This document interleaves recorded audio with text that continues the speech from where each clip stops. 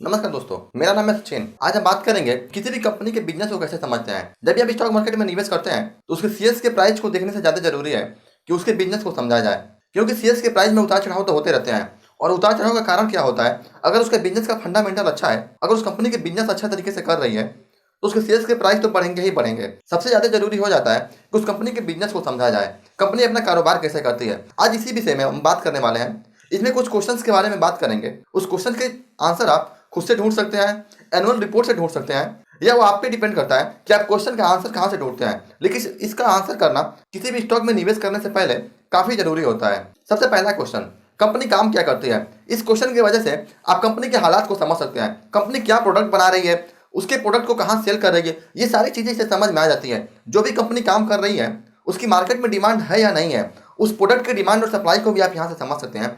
या जो भी कंपनी सर्विस देने वाली कंपनी होगा तो कौन सी सर्विस दे रही है और वो सर्विस मार्केट में किस तरह से काम कर रहा है, लोग उसको पसंद कर रहे हैं या नहीं कर रहे हैं, ये सारी चीजें यहाँ से क्लियर हो जाती हैं। दूसरा क्वेश्चन, कंपनी के प्रमोटर कौन है और उनका बैकग्राउंड क्या है। जो भी कंपनी के प्रमोटर है वो किस तरह के लोग हैं, उनका बैकग्राउंड क्या है, वो किस तरह की एक्टिविटी में इन्वॉल्व रहते हैं, क्या उनके ऊपर कोई क्रिमिनल केस है या नहीं है। इन सारों चीजें से आप भविष्य में उस शेयर्स की प्राइस बढ़ेगा या घटेगा, इससे आप अंदाजा लगा सकते हैं। अगर उन कंपनी के प्रमोटर किसी क्राइम में लिप्त है, उनका कोई क्रिमिनल बैकग्राउंड है, हो सकता है कि वो मैनेजमेंट के लिए ज्यादा टाइम ना दे पाए, क्योंकि उनका ज्यादा समय तो क्रिमिनल एक्टिविटीज में निकल जाता है। तो ऐसे चीज के लिए कंपनी के लिए खतरे की बात हो सकती है। ऐसी कंपनियों से आप दूर रह सकते हैं।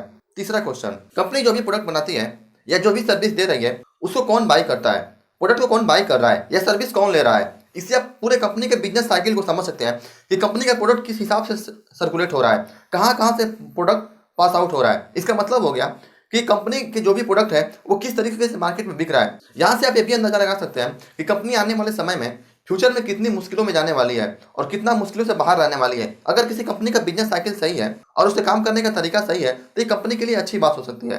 चौथा क्वेश्चन, उस कंपनी के कंपटीटर कौन है। अगर मान लीजिए कोई कंपनी कपड़ा बनाने वाली कंपनी हो जो एक अलग तरीके से कपड़े का मैन्युफैक्चर कर रही है, या मान लीजिए कोई कंपनी मोबाइल बनाने वाली कंपनी हो, अगर उसी फील्ड में कोई कंपटीटर आ जाए तो उस कंपनी के प्रॉफिट मार्जिन पे काफी असर पड़ता है। पांचवा और सबसे इंपॉर्टेंट क्वेश्चन कि कंपनी के बैंकर्स और उसके ऑडिटर कौन है।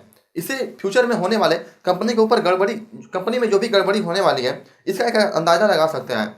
इसके बाद आप चेक कर सकते हैं कि कंपनी के शेयर होल्डर कौन है, कंपनी के जो टॉप शेयर होल्डर है वो कौन है, किनके पास 1% से ज्यादा के होल्डिंग पड़ा हुआ है। इसके बाद आप चेक कर सकते हैं कि जिस भी फील्ड में कंपनी रन कर रही है, जो भी प्रोडक्ट बना रही है, उस फील्ड में कोई नया कंपटीटर अगर आना चाहे तो कितनी आसानी से अपना बिजनेस स्टेबल कर सकता है, कितनी आसानी से अपने बिजनेस को खड़ा कर सकता है। जैसे अगर हम आईटी इंडस्ट्रीज की बात करें तो आईटी इंडस्ट्रीज से रिलेटेड कोई भी इंडस्ट्री, छोटी मोटी इंडस्ट्रीज खड़ा करने के लिए बहुत कम पैसों की रिक्वायरमेंट होती है।